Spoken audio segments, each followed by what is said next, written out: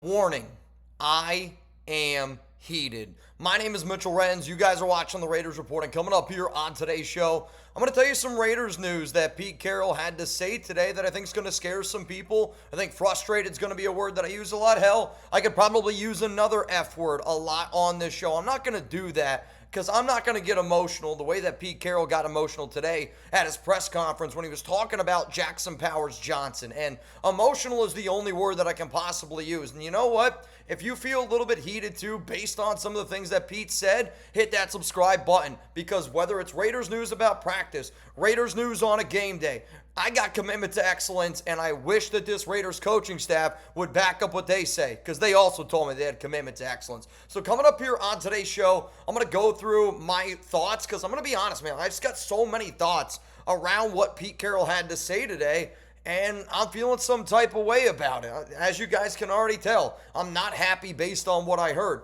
I do also want to talk about the Raiders. They tried out two players yesterday in Luke Masterson, also Shamar Bartholomew. Bartholomew's a DB. Obviously, we know Masterson, he's a linebacker. Those are probably just two overall moves that you would put probably on special teams. Nothing really major there, but I just wanted to be able to tell you guys about it before we got into the whole meat and potatoes, if you will, of today's show. So let's go to the first reason here why I'm heated. And I have three reasons on today's show why I am a heated Raiders fan. The first thing is this, and this is going to be the biggest story. It's going to be the number one thing that you're probably going to hear people talk about over the next 24 hours. And there was a question today, and shout out to Vincent Bonsignor for asking it, because I don't know who the hell else is asking questions at those Raiders medias. If the Raiders need some people that know what's going on around this team, let me know, because most of the questions today were absolute garbage.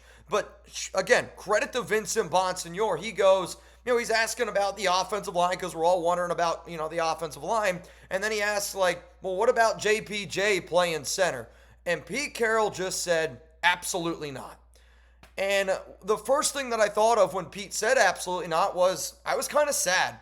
And I think it's sad because last season, us as Raider fans, we saw with essentially the exact same offensive line. There was a time last season when it was JPJ at center, it was Colt Miller at left tackle, it was Jordan Meredith at left guard, it was Dylan Parham at right guard, and it was DJ Glaze at right tackle. Those same five people we could still put out there on the offensive line. But our coaching staff, and I hate to use this word ego trip, but I don't know what other word to use, because to me, it just seems like it's an ego trip where they're more concerned about being right than actually doing what is right. And, that's really scary to me. And I think it also proves this, because, I've been on the Raiders Report. I've been wondering, and I'm just going to tell you right now, it's going to be a long tangent video, so buckle up, Buttercup. Hopefully you're ready for one. But, to me, I've been on a tangent on the Raiders Report wondering, is there something else to this JPJ story that we just don't know? Is there something going on behind the scenes to make, Pete Carroll emotional? Because to me, the way that Pete answered that, absolutely not. It showed me that there was some emotion to that answer, but it's also a valid question. So, to me, that's a red flag, right? If there's a valid question out there and it's a emotional answer, there's probably a reason why it's an emotional answer. And I understand that, he's been getting asked this question a lot, but us as Raider fans, we are also wondering the exact same thing to us a lot as well. If you guys want to say hi to Chuck, he's here. He's saying what's up. But, when you talk about emotions, I'm getting emotional now because the effort that we're seeing out there on the football field, it's making me emotional. We're the worst offensive line in the National Football League, and there's just so many ways that I think that you could fix it. So for you to say absolutely not to putting JPJ at center, which statistically is proven, gives you a better option. Now I understand this. If the Raiders offensive line was doing okay, and again, just doing okay, and they're like, let's give us time. It's not like it's doing okay. It's an absolute disaster. The Raiders right now are on pace to allow 68 sacks. That's the most in the Raiders' history since 1967. They allowed 67. And the pass blocking is actually what's better. Their run blocking is worse. So you have a historically horrific offensive line. And instead of doing what you did last year, which was, let's call it average, you're saying, no, I'm not going to do that. Yes, that of course is going to fire me up. But I guess here's my other part where I'm wondering, why is right guard the only position right now that is up for grabs? Why is right guard the only position that we're talking about competing with? Because all I hear coming out of Pete's mouth is, Oh, it's Alex Kappa and Jackson Powers Johnson are competing at right guard.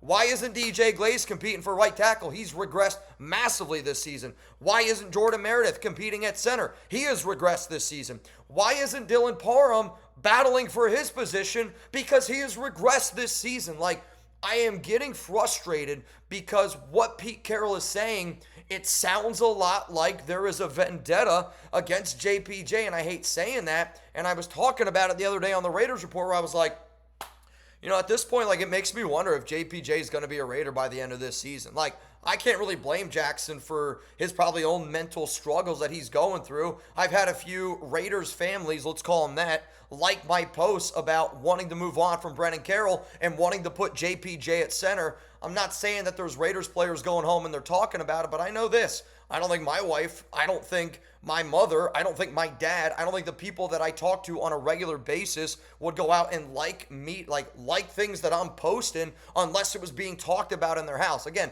I'm not saying any names. You guys, I'm not going to do it. But there are people that are in families to a lot of Raiders players that are liking my content right now around JPJ at center, around firing Brennan Carroll. And I think it's because they're hearing it when their people come home.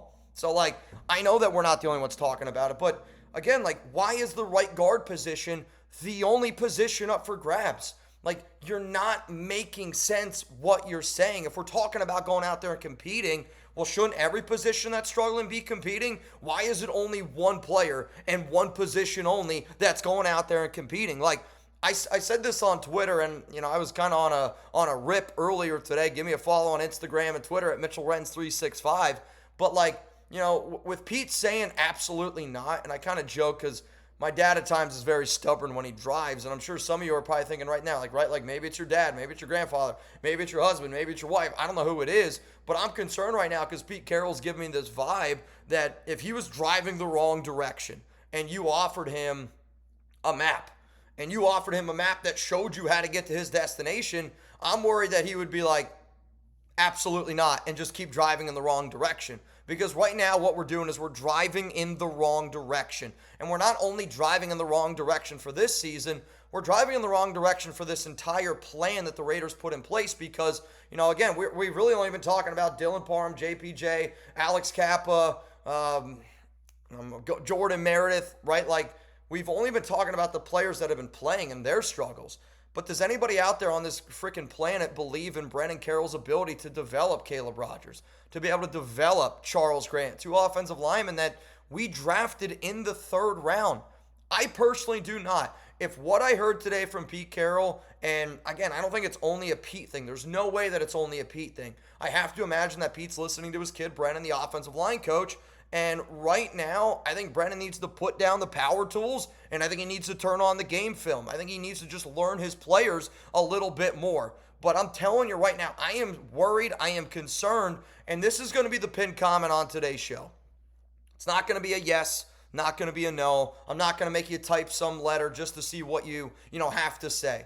I want you to go down in the comments section. You can pretend I'm Pete Carroll. You can pretend that Pete Carroll's going to watch this video because I'll tell you this, he's clearly hearing our voices. If you didn't watch the Pete Carroll presser, he clearly hears our voices and our frustration, and he looks a little frustrated as well. So if you could tell Pete anything at all, let me know down in the comments section. You're about to get hit with a YouTube ad break. While that ad is playing, I want you to scroll on down and give me your answer, and I'm going to feature some of these on the Raiders Report. So please go down there and let me know.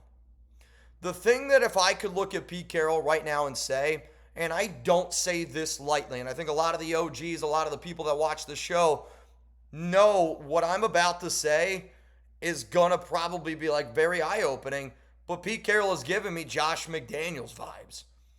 And that scares the absolute bejesus out of me. There's a reason I went live for 26 straight hours when the Raiders fired Josh McDaniels. It was a celebration. It was rejoice. It was finally feeling like we're not drowning anymore and we are going in the right direction. It felt like somebody threw me a lifesaver and finally we're heading towards salvation. I don't know if that's the right word, but you guys get my drift here. And I don't use McDaniels lightly. I'm not saying Pete Carroll is Josh McDaniels. I'm not saying that I've lost faith in Pete, but right now, based on some of the tendencies that I have seen from Carroll, And just based on the words that he has used recently, I am getting Josh McDaniels vibes. Like, I mean, I don't want to say he's clearly picking favorites, but I kind of feel like he's clearly picking favorites, right? Like, think about all the moves the Raiders made this offseason. We could have addressed the offensive line. Instead, we go out and we get a spy tech guy and we bring him in. Instead of going out and addressing other positions of need, we're bringing in cheap players that are, our guys, and we're just bringing them in and expecting that they're going to be able to solve this. But there's a lot more issues to this team, right? Like, there's a reason the Raiders won 4 games, and 4 games I even thought was generous last season. There was a lot of holes on this team, and I'm getting nervous because Josh McDaniels and Dave Ziegler, I think, thought, I'm just going to be able to walk into this thing. Because I'm Josh McDaniels, I'm going to fix it. Rome wasn't built in a day, but you also need to be able to show that you're progressing in the right direction for Rome to be built. And I'm worried right now, Rome ain't going to look like Rome, right? Like, I'm worried that it's not going to look the way that we want it to look because of some of these Josh McDaniels tendencies. Like, he's contradicting himself a lot right now, Pete is. And I can remember going back, listening to the McDaniels press conferences, and it was like he would say things all the time, and you're just like, I don't believe you. Like, I don't believe you. There's no way that's true, right? The number one that just popped in my head right now was there's like a stat, and you can go on Google, you can go on my Twitter, look it up. It's like Josh McDaniels regarding Khalil Mack, and he's like, we tried to do everything in our power to stop Khalil Mack. It's the game Mack had like 5 or 6 sacks against the Raiders, and it turns out of those 61 snaps, the Raiders only double teamed him 2 times, right? So there's a lot of like talking out of his you-know-what. I'm not saying that Pete is the type of person that McDaniels is, because he's not.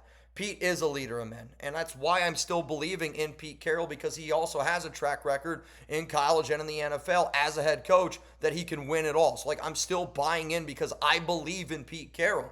But what he is saying right now is scaring me, right? Like, he says one thing, and I'll go here like where he's contradicted himself a little bit. But, well, how about this?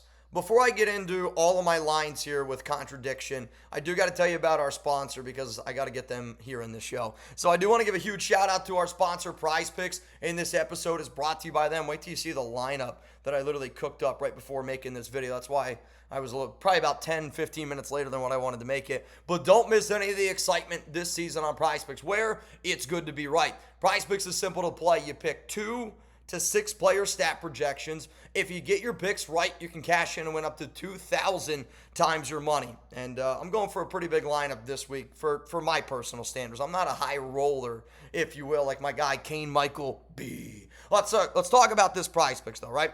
They invented the flex play. I'm saying that because I'm doing a flex play, which means you could still cash out even if your lineup isn't perfect. You could double your money even if one of your picks doesn't hit. So my lineup for this week, if you can see it, right here it is on screen. It is a $10 to pay $390, okay? If I get all 6 right, I turn my $10 into $390. If I get 5 out of the 6 right, I turn that 10 into $20. So they're giving me a Jalen Hurts. He's got to throw for 1 passing yard. I obviously took the more on that one.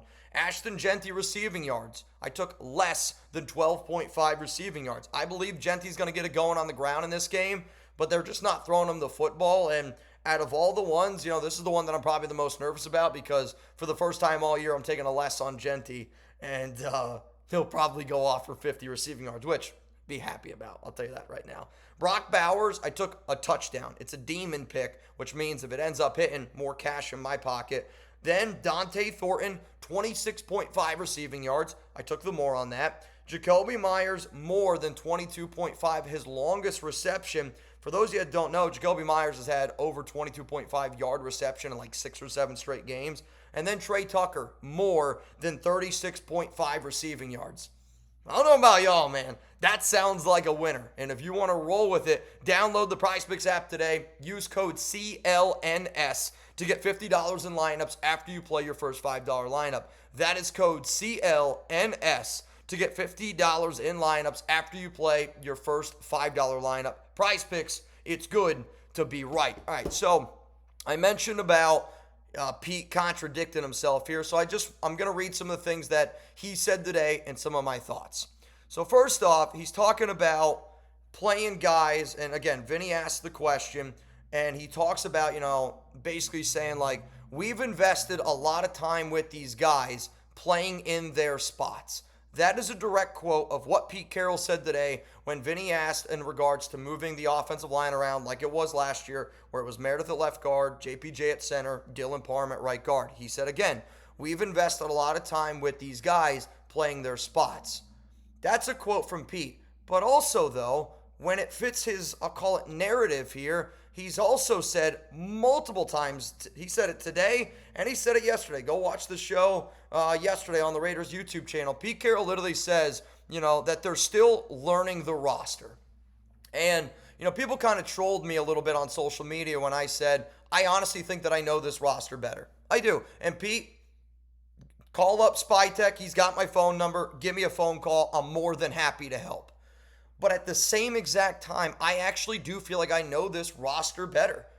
That's concerning to me because you're saying you've invested a lot of time in the way the offensive line is right now. And with all due respect, if we had a good offensive line coach, if we had a good coach in general, I think you would clearly see that it's just not working, right? So it's not just Mitch, it's only been 3 weeks. Well, Pete said that we've already invested a lot of time in these guys playing in their spots. Yet you're telling me that you're still learning these players, you're still learning how they operate. So I'm asking you, which one is it? Because right now you're telling me one thing, but you're also telling me the exact other to whatever fits your narrative, right? Like, then he says something about, Jackson Powers-Johnson not practicing the last 2 weeks, and that was his excuse to why he didn't start last week over Alex Kappa. Yet, and I understand, we want to get those practice reps in, abso-flippin'-lutely, but if JPJ is healthy enough to play in field goals, and if he's healthy enough to be out there in extra point attempts, for somebody who has a concussion history, if you're confident as a head coach to put him out there in those situations, why are you not confident to put him out there at right guard? And if you want to hit me with, we wanted to see what it looked like in the first quarter, cool. After the first quarter, how do you not make a change? After the second quarter, how do you not make a change? After the third quarter, how do you not make a change? After the fourth quarter, how do you not make a change? It's an ego trip. There's got to be something else going on here. So, again, Pete, I respect you as a head coach, and I'm kind of getting annoyed with myself how aggravated I'm getting, but you're just saying things that aren't adding up. So when things aren't adding up, the first thing that I think of is there's more to the story. You're not telling me everything because you can't say what you're saying. And if you're talking about the last 2 weeks with JPJ, what were we doing all the months in? Again, this staff didn't start 3 weeks ago. This staff was hired in February. Brennan Carroll was hired in February. What were we doing in February, March, April, June, May, July? I'm losing my track of my months here. But, what were we doing at OTAs? What were we doing at rookie minicamp? What were we doing at minicamp? What were we doing at training camp? What were we doing at preseason? Because Pete Carroll literally said yesterday on a video that, it's just preseason, there's not enough time. Or it's, not real. I forget what exactly the terminology was, but, that falls on you as a head coach that you're not making it real. When you have the amount of turnover, new OC, new quarterback, new running back, and you're switching around an entire offensive line with a bunch of new receivers and a tight end that barely played last season, and we'll talk about Mayer here in a little bit, we just got to have the minute details. And, you kind of heard today, there was a video I just saw on Twitter, Max Crosby was basically if you don't do your job today, fight somebody. And I think that's kind of the mentality that this team needs to have. If you're not going to go out there and do your job correctly, you better start calling some people out. Because I'm not going to deal with another week 3 game like we had to watch, where we laid an egg against the Commanders. We laid an egg against the Los Angeles Chargers. The 2 games that we had a week to prepare, we were so unprepared. That is Josh McDaniels vibes to a flippin' T. Let's keep it moving here, and why I'm frustrated, why I'm upset, and why I'm angry. Because Pete keeps saying we're learning the roster. It's week 4 in the NFL. If we are just now learning what type of players we have, again, what were we coaching up? What were we trying to figure out? To me, it sounds like we just put our feet up on the desk. We thought we'll be able to figure it out in the season, and now we're in week 4, and we're still trying to figure it out. That's not how it's supposed to go. We're supposed to have an understanding of the players on our roster come week 1 of the NFL season. Quite frankly, I think you not knowing the roster by training camp and early July is coaching malpractice.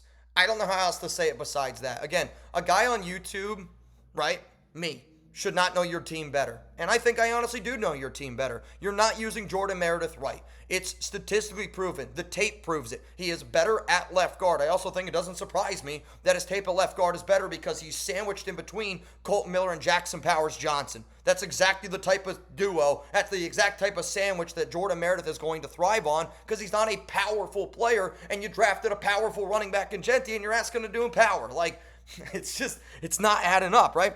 Let's look at the entire offensive line. The entire offensive line outside of Colton Miller has gotten worse. You can't tell me it hasn't. Jordan Meredith has gotten worse. Alex Kappa stinks. I'm not even gonna. DJ Glaze has gotten worse. JPJ himself has gotten worse, right? Like Dylan Parham has gotten worse. So clearly you're not using the guys in the proper way. Let's talk about Isaiah Paul-Lamau. He's not a free safety. He's a good, strong safety. He's a good number 3 safety. You're asking your 7, 8, 9 hitter that hits for average to bat up in the 2 to 3 spot and now try to hit for power. Isaiah Paul-Lamau is the worst free safety in the National Football League, ranked 76 out of 76 according to PFF. You know who could have told you that? Me. I've been asking you all offseason to go get a free safety. You decided not to. Let's talk about Malcolm Kuntz. Malcolm Kuntz right now is the worst defensive end in the National Football League, ranked 116 out of 116 because you're not using him correctly. He only can play on third downs.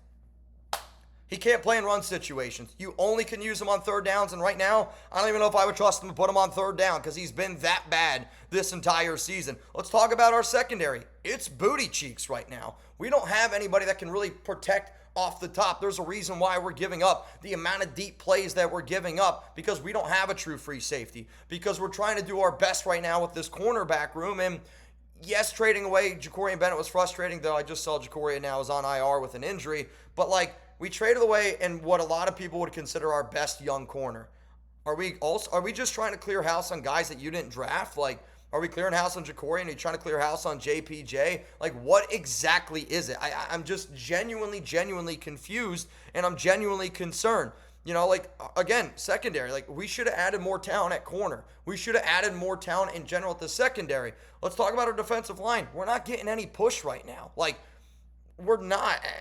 For our defense, and I understand the plan was to have it with Christian Wilkins, but what was our plan when we lost Wilkins? We could have gone out and added the Jadeveon Clowney. We could have gone out and added a little bit more depth there to this defensive tackle room, but no. We decided to put Band-Aids over giant wounds, and right now we are bleeding out in the trenches. And the last time that I remember talking about Spytech, I thought this was a guy that valued the trenches. If that's a guy that values the trenches, and this team right now is a team that values the trenches, I don't want to go in the trenches with John Spytech. I'll tell you that right now. And it pains me. It's a shot to my heart because the amount of times I said, I think John Spytech's going to build a team the way that I would build a team.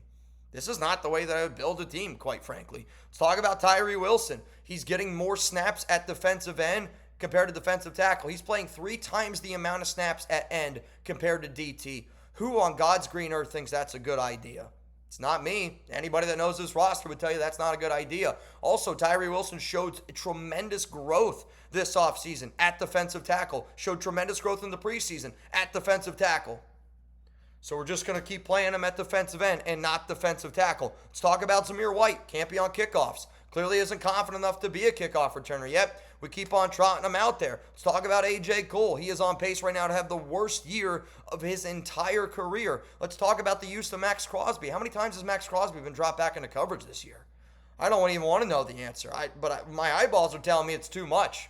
I think if the answer is more than one, it's too much, right? I'm not paying Max Crosby $35 million a year to drop back into coverage. No, you're paying him to go out and get after the quarterback. The problem is, though, he's getting double team, triple team because nobody else besides 98 can get after the quarterback. It's just, this team right now has so many different issues, but I also think it's because we're just also not using a lot of players in the correct way because we didn't go out and address a lot of these needs in free agency when we had money to spend, and I don't think that those needs were spent, and I don't think that these players were added because I don't think our coaching staff knew what players we had. And maybe that's the issue with the turnover year after year after year with new head coaches, new GMs. But shouldn't that be a part of the interview process? Shouldn't you be able to identify what the strengths and weaknesses are of the team that you're about to take over? Because again, I feel like I'm running laps around the guys that we are employing to make the decisions for the Raiders. And I know I'm not the only one that feels that way. If you feel that way, I want you to hit that like button because I know I'm frustrated, but I'm frustrated because the only words I'm thinking of are ignorance. And again, I'm getting Josh McDaniels vibes and it's scaring the hell out of me. But I want to be very clear here, okay? I put this out on social media. I want to be very clear. I do still believe in Pete Carroll. I do still believe in this regime. I believe in Chip Kelly. I believe in Patrick Graham. This clearly looks like a new relationship. This clearly looks like a regime that's still trying to figure it out a little bit. Clearly, the staff doesn't know the players as well as what they do. Pete Carroll has admitted it. Again, I don't think you can get mad at me. Pete Carroll's literally admitted it. But I do want to be clear. I still believe in this team, but I also want to be clear. I am a frustrated and I am a concerned Raiders fan right now, and you better get it turned around this week against Chicago because if you think I'm going to hush up on something that I'm passionate about, if you think I'm going to stop saying to start JPJ and to fire Brennan Carroll, when I say fire Brennan Carroll, I'm telling him demote him. Demote him. If somebody out there was failing at their job as miserable as what Brennan is failing right now after 8 months on the job, he wouldn't have the job anymore. He wouldn't. He wouldn't. He wouldn't. You can't tell me that he would, right? So my point is demote him. He's clearly not ready to handle the offensive line responsibilities and give it to somebody who can handle the job because he can't do it right now. So other Raiders news here that we'll talk about, and then I'm going to get on out of here because Chuck and I are going to go for a walk so that way I can calm down a little bit. JPJ did practice today. Him and Capper battling at right guard. No Michael Mayer, still in concussion protocol.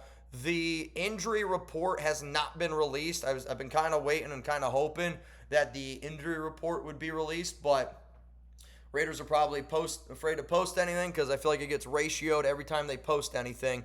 But if in the next 2 minutes they don't post anything, I'll keep you guys up to date on Instagram and on Twitter at MitchellRens365, whatever that injury report is. If you do not know, I will be live tomorrow for Thursday Night Football. Cardinals, Seahawks. It's going to be a fun game.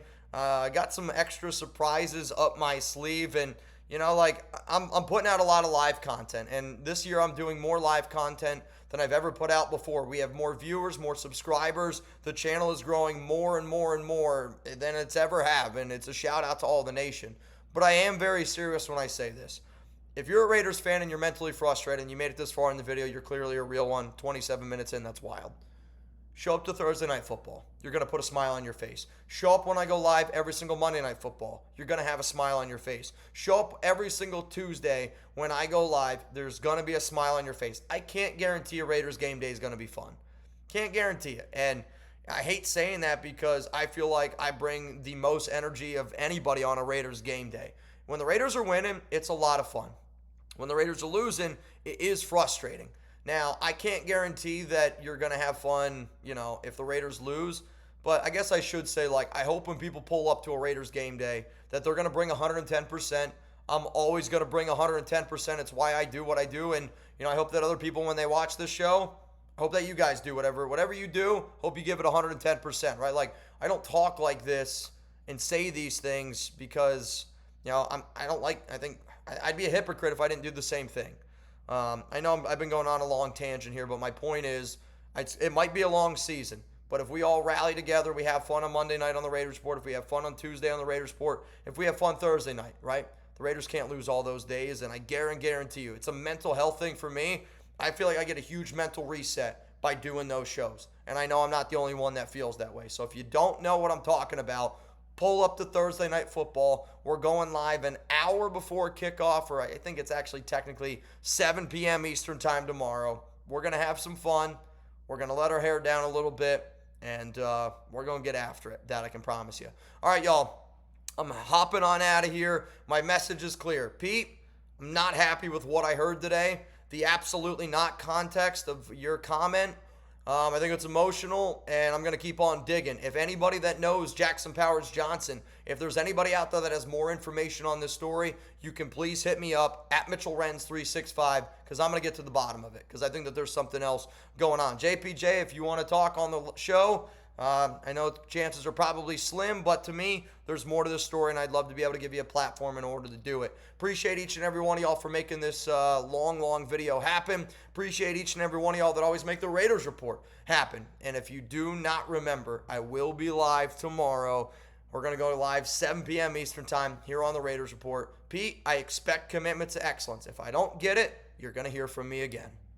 If you're looking for even more videos around the Las Vegas Raiders, make sure you click this subscribe button right here. I know this one ran a little bit longer. Also, there's going to be 2 videos right here. These are recommendations from YouTube. They're saying if you like this video and you're a crazy SOB that's watching this, you're also going to love these videos right here. So again, watch these after watching this and click that sub button.